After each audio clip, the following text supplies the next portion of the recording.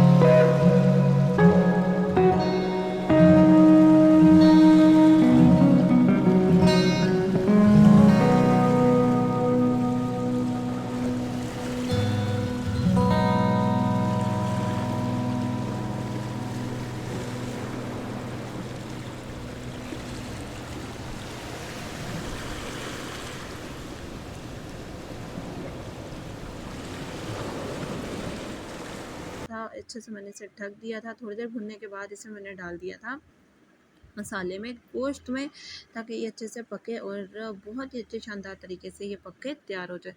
यहाँ पे मैंने डाल दी थी पालक।